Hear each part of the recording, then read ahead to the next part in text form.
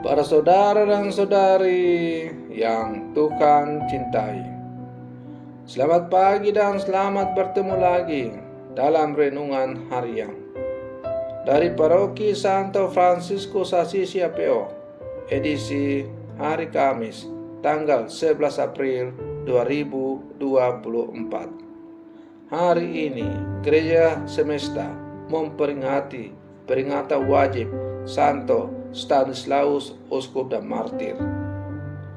Mengawali hari yang baru ini, kita hendak mendengar dan merenungkan sabda Tuhan. Marilah sebelum kita mendengar dan merenungkan sabda Tuhan, kita berdoa. Dalam nama Bapa dan Putra dan Roh Kudus. Amin.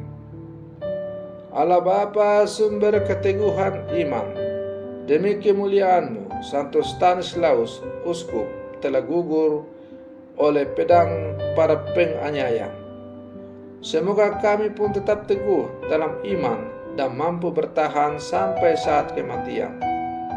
Bersabdalah ya Tuhan, kami siap mendengarkan.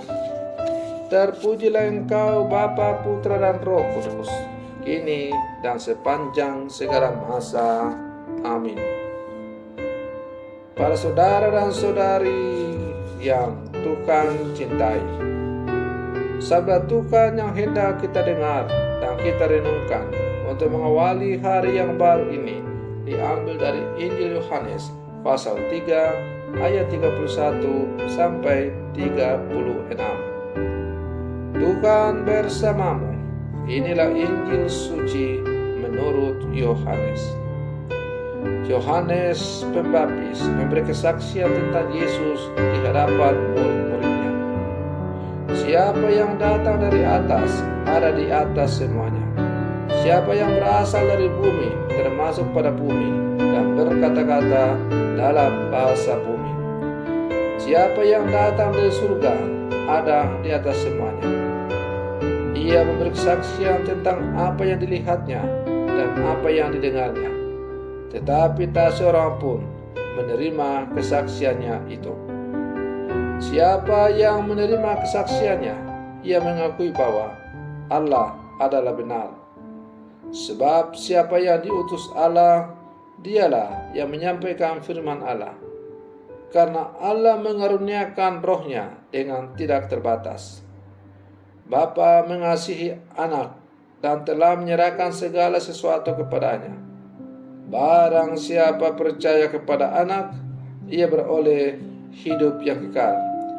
Tetapi barang siapa tidak taat kepada anak, ia tidak akan melihat hidup, melainkan murka Allah tetap ada di atasnya. Demikianlah sabda Tuhan. Para saudara dan saudari yang Tuhan cintai, Santo Stanislaus adalah seorang santo yang sangat dihormati dalam gereja Katolik.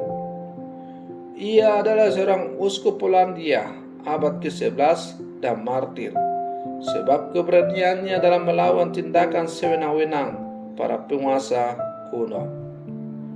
Santo Stanislaus lahir pada tahun 1030 di Szczepanów, dekat Krakow, Polandia, pada tahun 1072.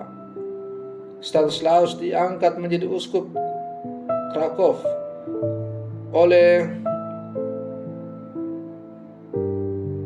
Władysław Herman I, Raja Polandia. Ia menjadi seorang pemimpin gereja yang rajin dan peduli terhadap kebutuhan umatnya. Sebagai gembala umat, Stanislaus tidak pernah memandang bulu. Dia berani menasihati dan menegur siapapun yang hidupnya tidak sejalan dengan ajaran Kristus, termasuk Raja Boleslav II yang sombong, kejam, dan tak bermoral.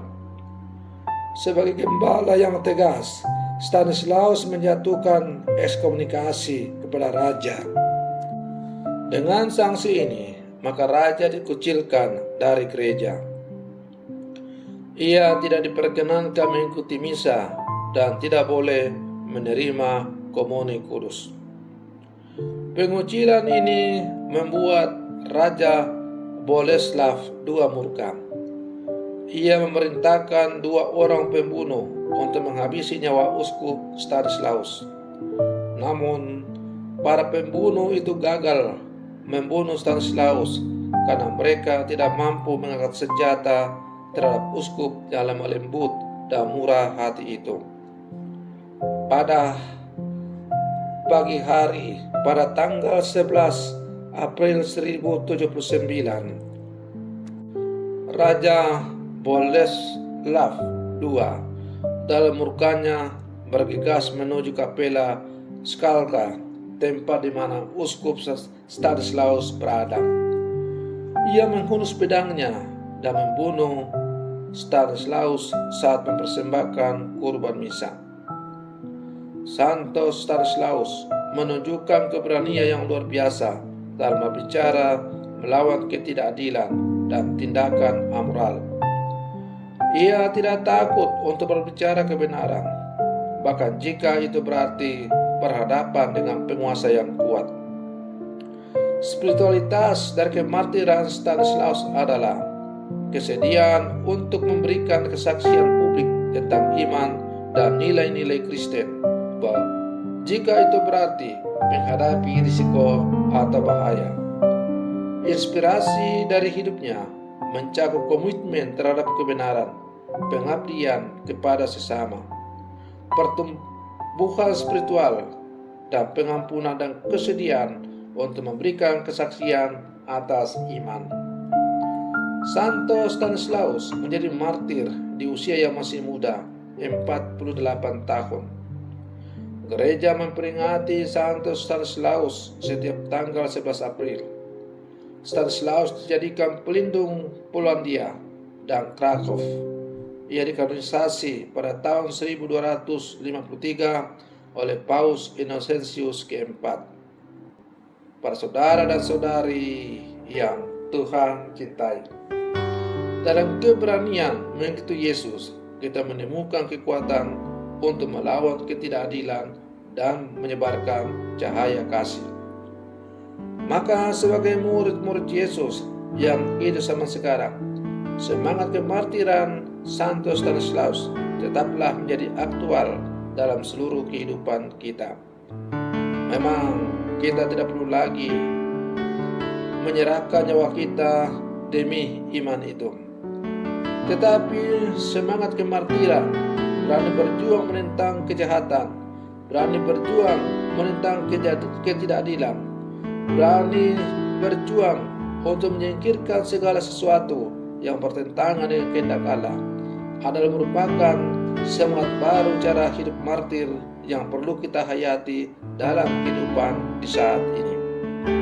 Maka para saudara dan saudari yang Tuhan cintai, mari kita menjalani kehidupan beriman kita sebagai murid Yesus dengan semangat kemartiran, agar supaya hidup kita semakin sesuai dengan kehendak Allah. Kita tidak mengikuti ajakan dunia yang bertentangan dengan kehendak Allah. Kita berjuang berusaha mematikan atau minimal mengekang segala sesuatu yang bertentangan dengan kehendak Allah dalam diri kita, dalam hidup kita, dan hanya mengarahkan seluruh kehidupan kita semata-mata tertuju kepada Allah. Para saudara dan saudari yang Tuhan cintai, semoga permenungan saya untuk mengawali hari yang baru ini semakin menghantar kita untuk menjadi murid-murid Yesus yang sejati, sebagaimana ditunjukkan oleh Santo Stanislaus. Selamat pagi, Tuhan Yesus memberkati.